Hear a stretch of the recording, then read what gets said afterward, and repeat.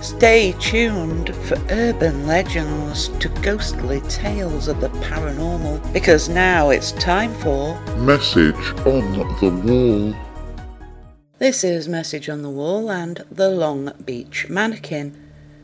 It was in December 1976 that a popular television series, The $6 Million Man, went on location to film scenes at the amusement park in California's Long Beach. The episode, Carnival of Spies, had some of the action taking place in the Laugh in the Dark amusement, Laugh being spelt L-A-F-F. It was when one of the crew moved a mannequin that was hanging with other props that it presented a mystery, for when it was moved the arm accidentally broke off, revealing a human bone, as the mannequin wasn't really a mannequin at all, but a mummified human being.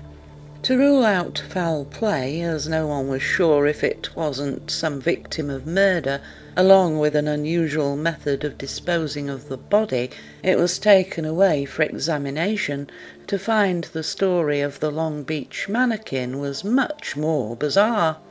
It was found that the embalmed corpse already had incisions from an autopsy, as well as a bullet wound on the right side of the chest.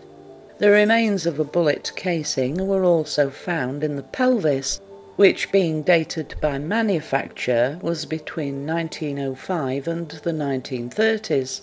And it wasn't just the remains of a bullet that was found, for in the mouth there was a penny dated 1924 and an admission ticket to Sunny Amusement's Museum of Crime in Los Angeles.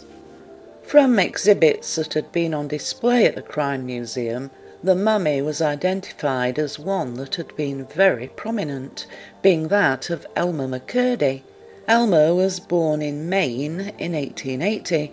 His childhood is more obscure, but during his short life and even shorter criminal career, he enlisted in the US Army, serving for 3 years. It was during this time that he became interested in explosives, though he was far from being an expert in this or robbery. Becoming a drifter, he found himself in Oklahoma, where he joined a gang with a plan to rob a train containing thousands of dollars in government tribal payments. Once things were set in motion, no one thought to check the train timetable. The train they intended to rob was delayed, and instead the gang held up a passenger train, getting away with $46 and a few bottles of liquor. With such a disaster, the gang soon dropped McCurdy, who then fell in with another bunch of robbers and again set out plans for another train robbery. It was in October 1911 when the gang held up a passenger train with more success, except that law officers were more prepared, tracking the robbers down to their lair. McCurdy and the gang were surrounded, and in a shootout, McCurdy, at the age of 31 years old, died. The body was taken to the Pawhuska funeral home in Oklahoma, and when it wasn't claimed, the owner decided to embalm and display his handiwork. Using arsenic, the body mummified and became somewhat of a talking point as it sat in the window of the funeral home for the next 5 years. It would have remained there longer, as various carnivals had offered to buy McCurdy only to be turned down. But then a man showed up, claiming to be Elmer's long-lost brother, and of course wanted to give him a proper funeral. But the man was no relation whatsoever, and 2 weeks later Elmer McCurdy was on display at a travelling show as the bandit who wouldn't give up, with coins being placed in his mouth as a price of admission that would be collected at closing time, making Elmer worth more dead than when alive. Over the next 60 years, Elmer McCurdy, along with an embellished story of his demise in a shootout, with him shouting to the lawmen that they wouldn't take him alive, he passed through several owners of carnivals and waxworks before ending up at Long Beach, where it was thought to be no more than a mannequin.